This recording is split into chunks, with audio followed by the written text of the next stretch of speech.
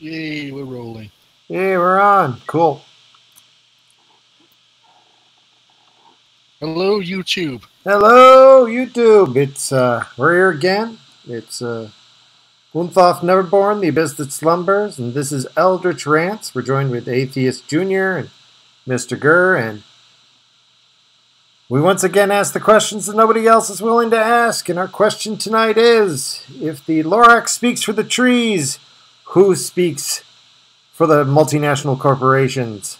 And then the answer is the radioactive axe lord. He's on our little picture in the corner there. I think we might make him his new mascot here. At any rate, we're going to rant about a few stories. Not much has happened since yesterday, but, a couple of developments. And let's just see what's going on here. Did you want to talk about the Antifa in London first, or should we just jump into something more interesting? Or is that... Because I said... Yeah, I'll just ramble on for a minute or so. It won't take that long. It's just... all the news sources I was looking for when the whole... Well, here's the story that I do know. The EDL, otherwise known as the English Defence League, and Britain First, went on a march which, by all accounts, is an anti-Islam march through London a week after the killings. And obviously, Antifa had to turn up, and whichever website I look at, depending on which way they lean, they accuse the other side of starting the violence first. Now, I know the EDL have members that they do have, like the sort of members that do want to cause a bit of a ruckus, and we all know what the Antifa are like. Britain First, on the other hand, do tend to be a more peaceful protest sort of group. So I'm not convinced either way that that one side even started it. It was probably like both at the same time. Like as soon as Antifa started, as soon as they turned up. But what I really want to rant about on that is that you cannot find a 100% non-partisan, a non-partisan news source on things like this. Yeah, I think that's the big problem we've been getting a lot these days is... I've been following a lot of news feeds too, mostly just to find something to talk about, and it's very rare that you find anything that's politically connected, that has any sort of political leaning at all, that isn't partisan in some degree. It's even the AP used to be kind of neutral. Like they were the baseline. We just shoot out a couple of sentences about stuff, and we don't get into too many details. And then other news sources would take the AP and they would expand upon it. But not these days. It's even the AP. They're biased as hell as too. But at least they tend to sway back and forth. They don't seem to stick to one side or the other. But right. I wish they didn't stick to any side at all. I mean, I don't need descriptive adjectives, I think that's the real key is that, who do you listen to? Where is that trusted news source that we used to all have?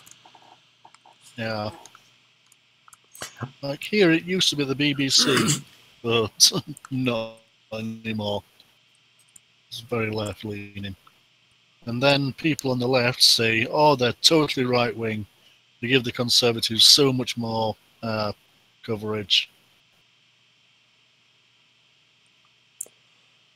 Everybody's got their bias, I guess, but it's pretty disheartening, to see that. If I had the money, I think I would do a study in how many descriptive adjectives. I wouldn't even care what the descriptive adjectives were. Just how many descriptive adjectives have been added to news stories as of late? Because you can say X shot Y, or you can say X maliciously shot Y. How much padding has been going on? I think that would probably be a good metric if you can compare the two. Yeah, it'd be an interesting study. I'd love to see something like that, to be honest. Oh well, should we move on to more news then? Yeah, let's get into the meaty subjects then. Okay, the French election is tightening up from what I heard. Oddly enough, it's not like Le Pen is improving.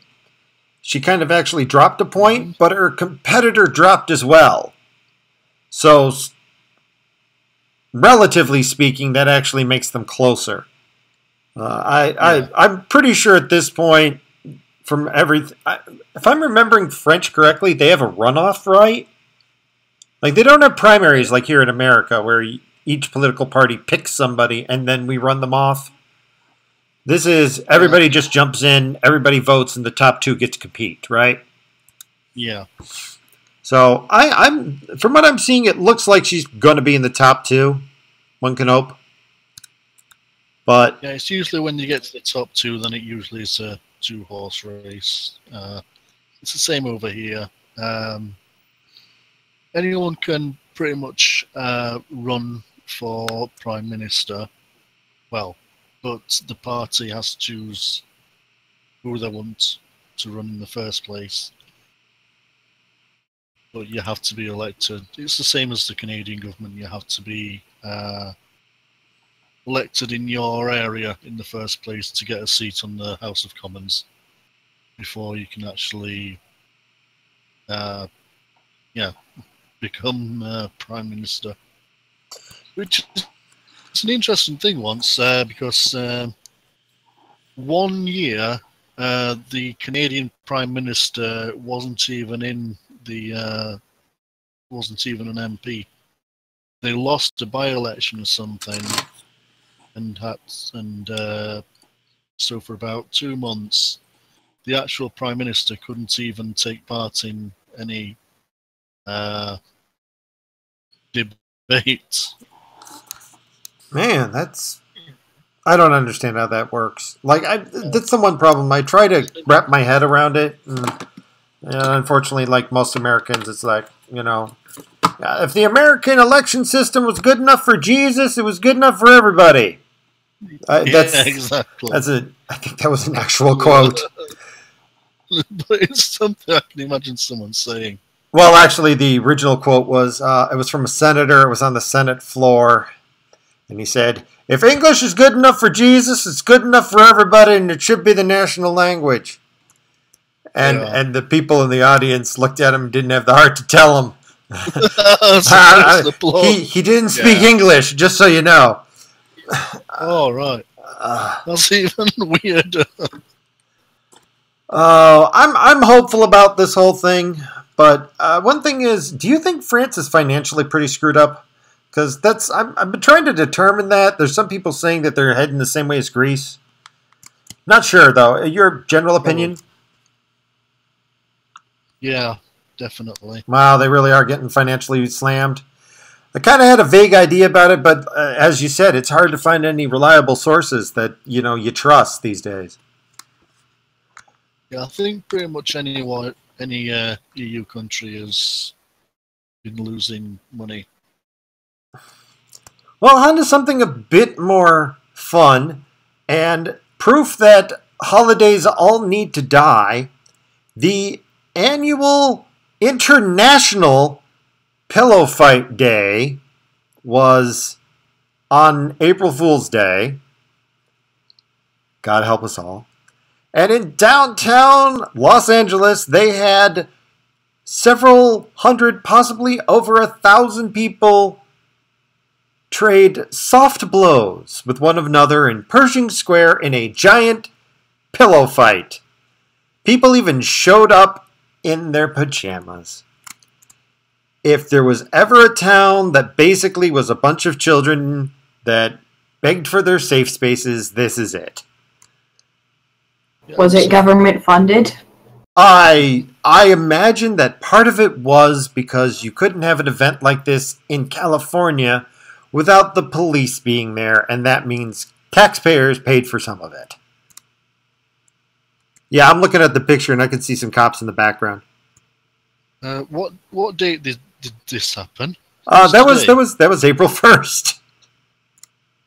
Wow, so I'm presuming by April 2nd there'll be some people being brought to court in this. You got a feather in my eye. Oh, on the picture has just feathers everywhere, and these people are beating each other with pillows. And when I first saw it, because there's this guy who has this mask on, I'm like, what, is this an Antifa thing? And I'm like, wait, it's a bunch of pillows. And I'm like, this is, I don't know, it's funny and it's sad. Yeah. It's just... I want to be positive about it. I want to say, yeah, good on them. Let them do what they like. But on the cynical side of me just thinks it'll be so contrived, and it's like they saw all the crazy things that the Spanish do, like the tomato fight and running with the bulls, and thought, yeah, we want to do something like that, but it's really safe. Yeah, we want to have a running of the bulls, except, we can't, so let's have pillows. Yeah. Oh, God. I don't know. The event itself is lighthearted, and I can understand why it wouldn't be seen as a problem originally, but the fact that taxpayers have to pay for it means that it should be a no. Automatically.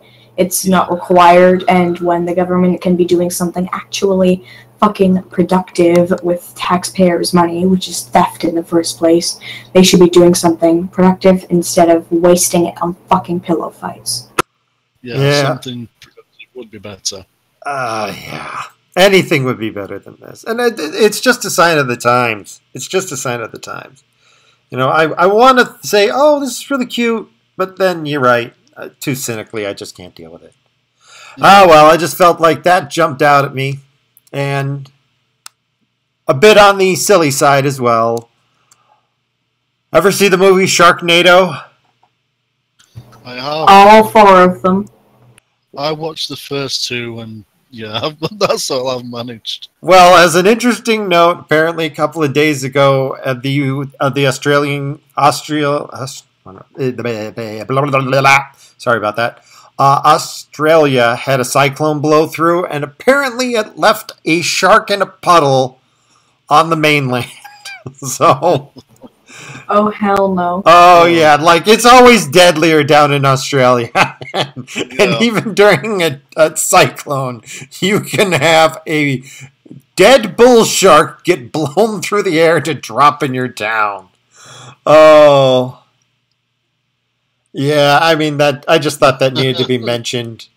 Like, I know, like, apparently they had winds up to 160 miles an hour, which is just, that's big. That is huge, 160 miles an hour. I've driven through 90 mile an hour winds, and it was going to knock my truck over. I can't even imagine 160. But I thought that was worth mentioning. Australia, you win deadliest, even with Canada's exploding trees. You still even with the exploding trees, but yeah. Yeah, but you get Sharknadoes. You get actual Sharknadoes. So, wow. Bearing, suit yourself, sugar tits. Sorry, but fuck Australia. Seriously, fuck Australia. That's just so cold. It's just like, boom. Yeah. It's like, man, you live in the deadliest country in the world. Just letting you know. Yeah, those spiders, sharks, like spiders on land, sharks around the whole island. No, fuck that. One little spider the size of a man's head, and everybody loses their minds. Oh, God. It's the smaller ones you got to worry about. Is it the funnel? Oh, yeah, actually, the big ones you don't have to worry about. The smaller they are, the deadlier the poison for some reason. Yeah. It's not even the fucking Sharknadoes that are making it dangerous. When you say deadly, like, it's even diseases that kill them and health that's killing them. Australians are just the worst. I mean, 64 obesity percentage out of every adult in Australia? Wow, I didn't know that. I kind of thought they were, well, the movies probably slant my view, but I always thought that they were a bit on the healthier side.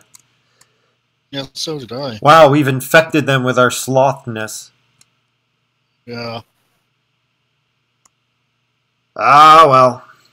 On to something depressing. Go on. Yeah. I'm making a point to try and keep track of Chicago now and Venezuela. I kind of think of them as barometers for how things are going. And this one jumped out at me here. Chicago police have arrested a 14-year-old in regards to a sex assault on Facebook. Remember that sex assault on Facebook that happened from Sweden, where they actually filmed the rape? Well, apparently that happened again. It was streamed live a week ago or so, and 40 people watched it, but nobody called the authorities. Wow, that is fucked up. I mean, considering the Sweden one, they did call the authorities, and they did so again with the mentally disabled guy. So 40 people watched it and thought, oh, it's a bit bad. Yeah. And then just scrolled down. And it's the same town that had the 4 people beat up that disabled guy. Yeah. I mean, I understand the bystander effect, which is unfortunately the more people that are watching, the less likely anybody is to go and get help. But, but then again, it's Chicago. You know, I mean, dear God, that place. The crime statistics are just horrible. So, part of me is like going, this is horrible. But part of me is also hoping that they went out and arrested people. So, yeah. We can hope that maybe there's that. Like I said, I consider Chicago a barometer. If they're starting to turn around, there's hope for anybody.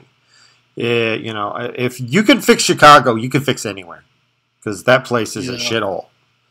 I know a couple of people who used to live there, and it was a shithole 10 years ago. I don't even imagine what it's like now. Yeah.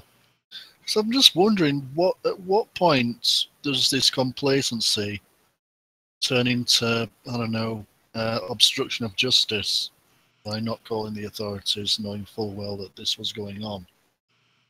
Oh, I'm with you. There should be some sort of like, I don't know. I don't even know how you'd enforce that, but yeah, I'm with you. Here's the real thing that bothers me, though. The victim. Apparently, after blowing in everybody, the neighborhood got pissed at her, and people started showing up, ringing her doorbell to deliver threats. For fuck's sake! Yeah, the family has been moved, but seriously, like, wow. And where is the feminist outrage? Oh yeah, like this is something. If you came to me and started, you know, saying this is discrimination, I'd be like, yes, you found it.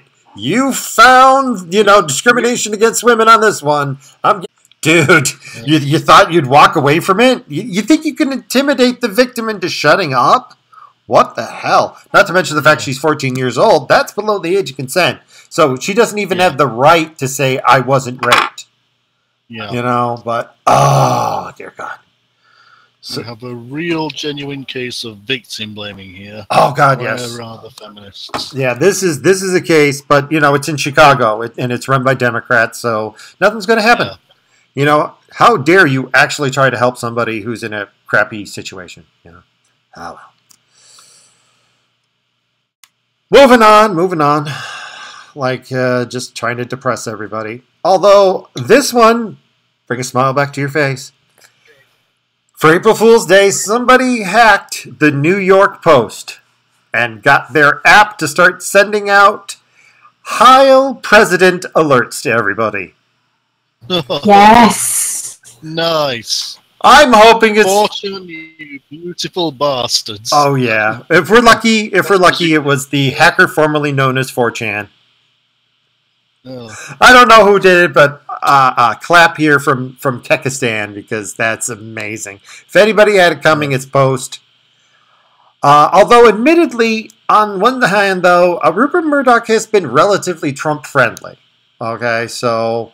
But still, it's funny. It's funny. Like, even if that was meant to be against Trump, it isn't. It's because that's the problem. Like, maybe this was done by somebody who was going, oh, I hate the president. This will make everybody, like, laugh at. No, No, actually, that's kind of funny. Hail God Emperor Trump, and thumbs up here. But they don't get it because we understand a joke. We understand a good prank. This is if this was done the other way around and it was done against Hillary, you'd see people turn their faces inside out. Yeah, they'd be calling for the National Guard to hang the people that did it.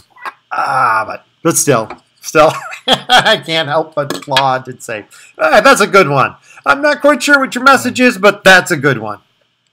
Yeah. Any other comments or thoughts? No, just well done. I applaud you. Okay, back to Venezuela. Remember when I said yesterday I thought that guy was going to die, that there was no way he was going to live, that they were going to have him assassinated? Well, apparently I may have been wrong because Venezuela walked back their attempt to strip Congress of power. They actually backed down. The Supreme Court has decided, maybe we don't need a dictator, and has decided not to strip their, Congress of all their legislative powers. So I don't know if that's like a bullet dodged or this is just a regrouping, but I can't believe that it happened. I really, really can't. I was convinced that the whole world could tell him you shouldn't do this, and the president was going to go with it anyways. But apparently, no. Apparently, he actually backed down. And what was it that the quote was? Let me get this here. Oh yeah. Actually, they didn't get a quote from the president. He just backed down. So interesting. However, people did point out that it's a little odd that they backed down because the president called them. So they didn't back down because the judges decided to. They backed down because the president said back down. So that's a little too much power for my tastes anyways. That's pretty sad that it's an accomplishment for them to not have a dictator. Oh, I mean, they still got a dictator. He's dictator in all but name, really. But it's heartening that maybe it's going to stumble a little bit. I mean, there have been protests, blah blah blah. The troops have moved up to stop it. So I mean, we need to keep an eye on it. But right now, it's horrible, and we can only hope that things improve for them because it's a terrible situation. Venezuela needs 4chan now more than anything, but we'll see what happens. Yeah. Any comments? Internet trolls and hackers to the rescue. Yeah, we can only hope.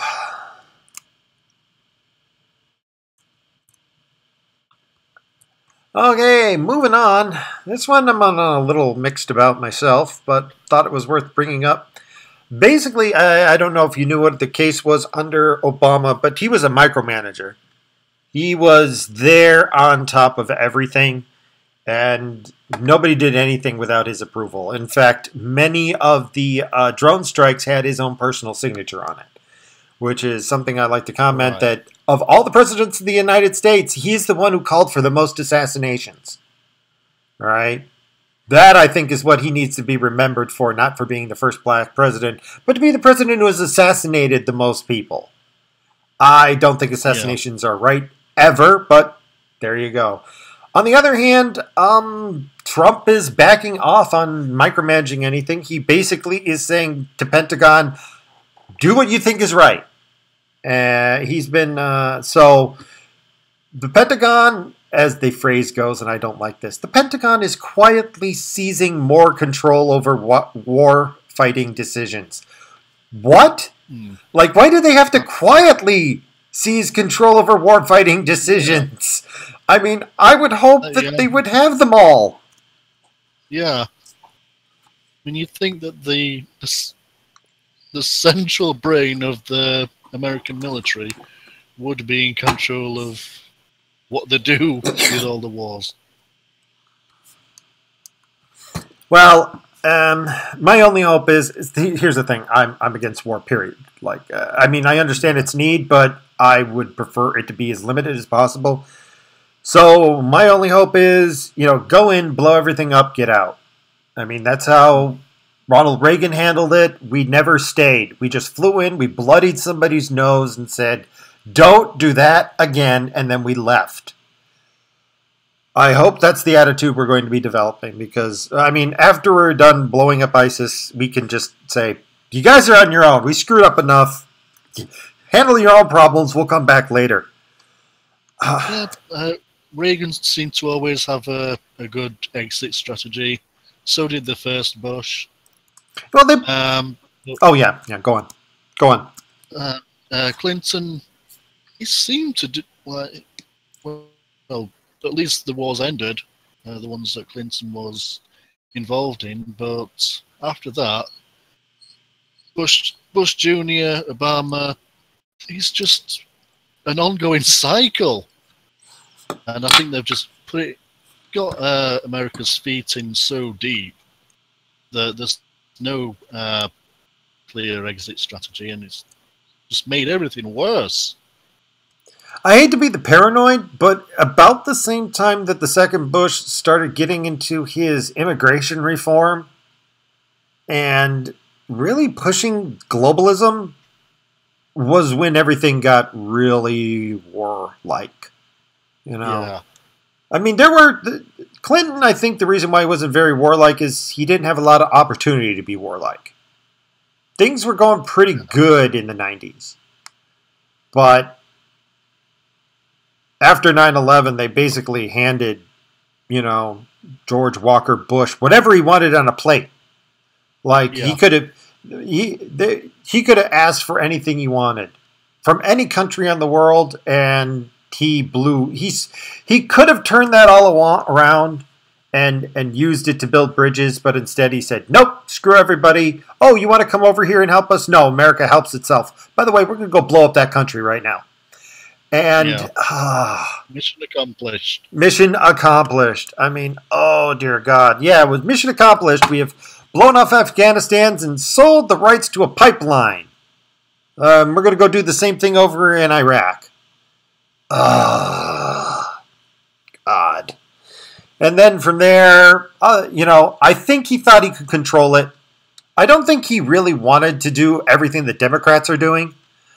I think he just thought, oh, well, we'll just use this a little bit.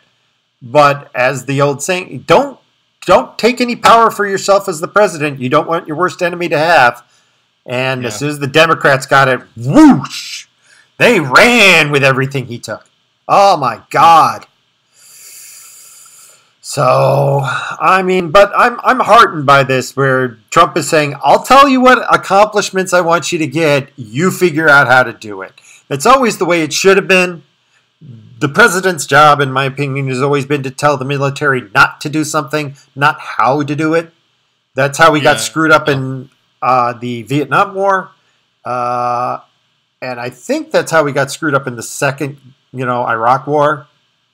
And that's how Obama screwed up everything else. Any comments? I'm not sure if I've got anything else interesting to add to it now. But yeah, it'll be interesting to see what Trump does in the last year of his run, because he might even look at some of the executive powers that he has, and he might even whatever the word is to get rid of them for the next person. Oh, I hope he does. I hope he gets rid of most of those executive powers. I'm not sure if he's going to. I know for now he's not going to, as long as he's in office, but it wouldn't surprise me on the way out.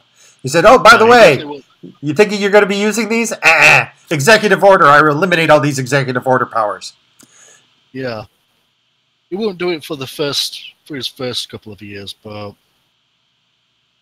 I'm sure he'll be looking at while he's in his third year. and how, depending on how popular it is, because it might be 8 years. Oh, I'm pretty sure it's going to be 8 years. But here's, by the way, just speaking of it strategy wise, and this is my opinion to him, Trump, if you ever happen to listen to this, wrap up all this war shit this year. Get it all wrapped up this year, and then just leave. Nobody in America who's going to vote for you is going to care. Get out. And in the end, I think that probably considering how much damage we've done, I mean, if you look at the death tolls under Obama, I can see why they're pissed at us. I mean, I believe Obama killed overall in his administration enough people. What was it? Enough people died under Obama to have 9/11 a day for 15 years. Like, jeez. Can imagine how pissed off I was. I had lost clients in 9/11. So I know how emotionally I feel about it. I can't imagine one of those a day for 15 years. You know, I'd be insane. Yeah. So at this point, probably our best bet is wrap things up, hand over the keys to whoever is the strongest personality in the area, and just get out. And if you do, I guarantee the midterm elections will be amazing. It will be utterly amazing. You'll never see the Democrats in office again. But I don't know if he's going to do that. He might get bogged down. And I certainly know the Democrats are going to keep him in that quagmire as long as possible. Ah, well, but speaking to other things that Trumps are doing, moving on.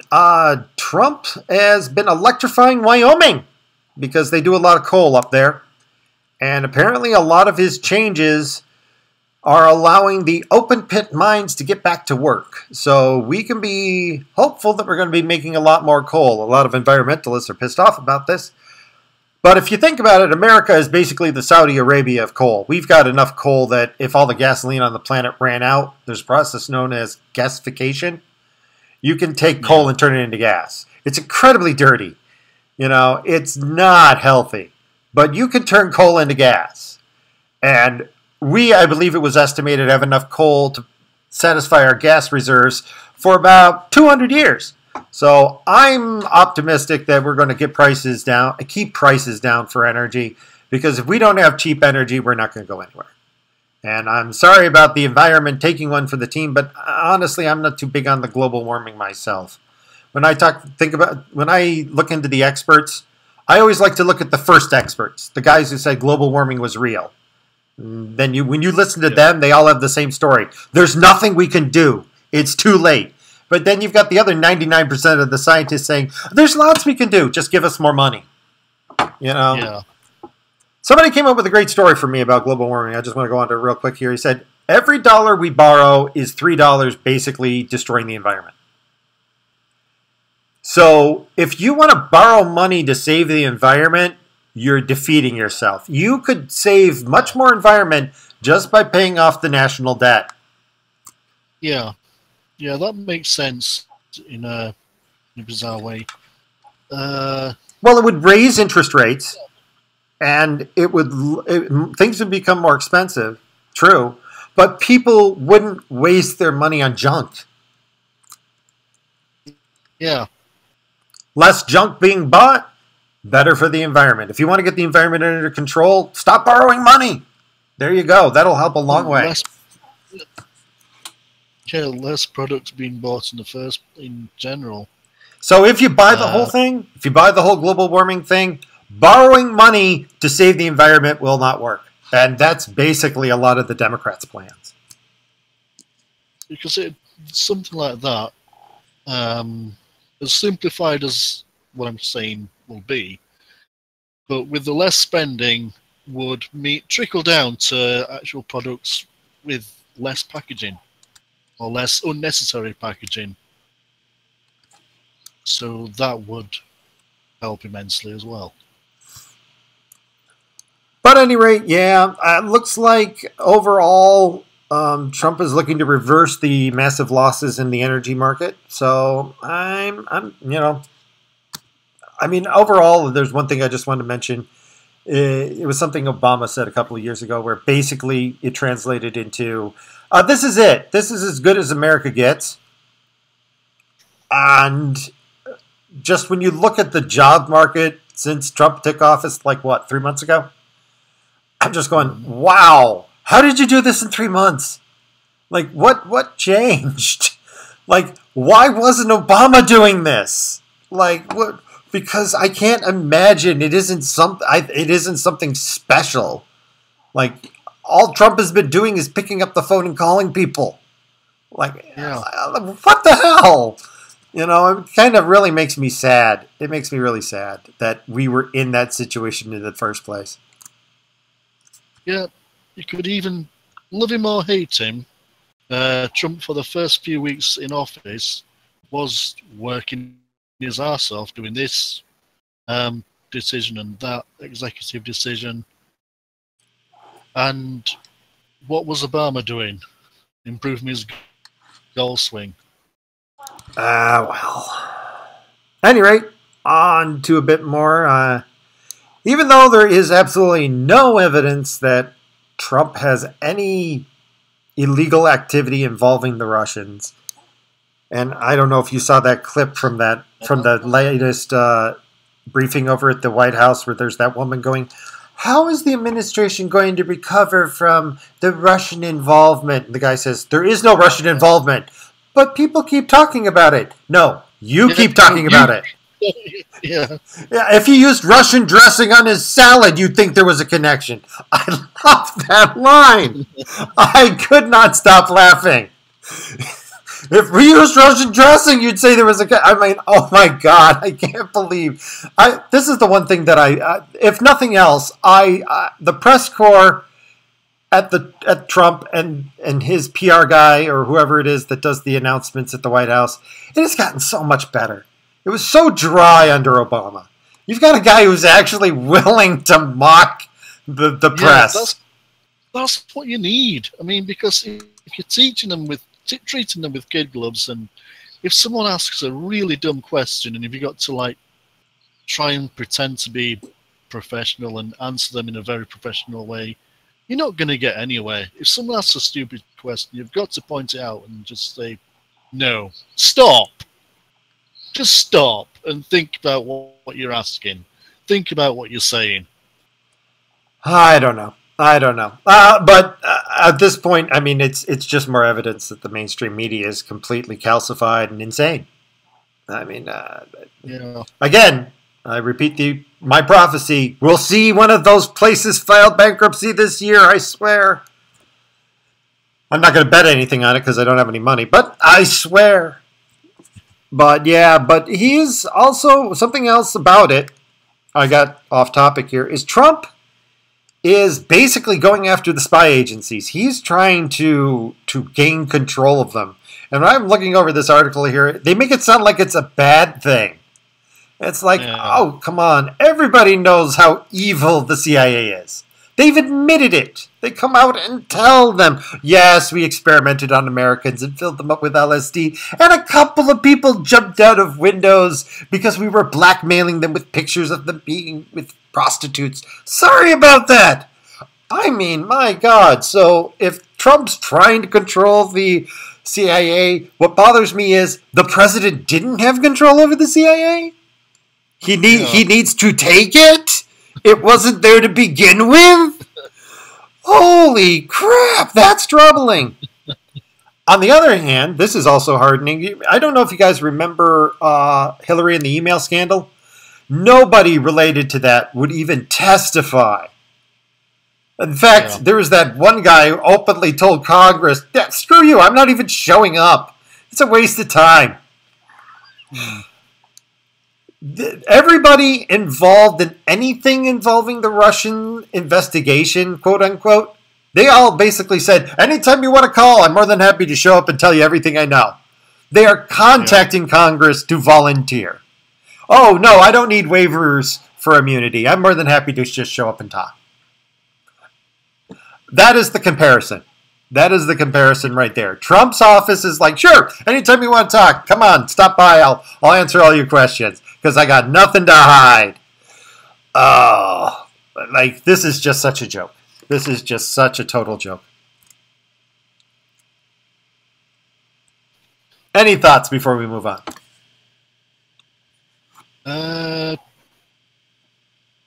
Yeah, I'm going to keep my mouth shut just to be safe that I don't get assassinated by the Clintons. Ah, well. And we'll end on something a bit disturbing yet funny. I like this one. Chinese firm offers pollution solutions with bottled air, hat filters, and smog socks. I had to read this just because I don't know what the hell a smog sock is. This is a bit old article, but it's new to me, so I wanted to talk about it. Apparently in China, there is a state-backed firm doing pretty good business selling the equivalent of $7 a can of fresh bottled air. Is this like from Spaceballs? I was going to say the Perrier. But no, it's 2 minutes of uninterrupted, fresh, bottled air from the Ningdong Forest Park in Chiang's Province. They directly compress the air into a bottle and ship it factory direct to you. I'm sorry. I'm sorry. That's just so crazy. Yep, that's probably the next commodity that America's going to steal from the world. We're going to start with China by buying up all their air. Oh, this isn't just it though. They sold out. They sold out of an oxygen-enriched air. They also sell tiny little necklace air filters and clothing, which is the socks that will protect your skin from toxic smog. And a hat that comes with a almost $30 to $40 air filter that you can flip down over your face when you're walking around. Right. I'm sorry, but I thought that was the perfect way to end this, that life imitates art and you have the little bottles of Perrier. Oh, at first I thought this was an April Fool's joke until I saw the date. Because this is from like 2-3 weeks ago. But, oh well. Yeah. That's going to kick off. Yeah, I think Nestle would probably get into that and steal people's air.